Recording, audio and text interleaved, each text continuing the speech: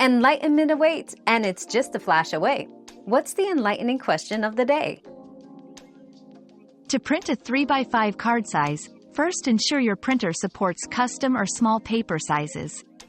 In your document creation software, like Microsoft Word, set the page size to 3 inches by 5 inches in the Page Setup options. Load your 3x5 cards into the printer's paper tray, adjusting the tray's sliders to fit. Choose File, greater than Print. Select your printer, and then look for Paper Size or Page Size in the printer settings. If necessary, select Custom and input the dimensions. Lastly, print a test page to ensure proper alignment and sizing.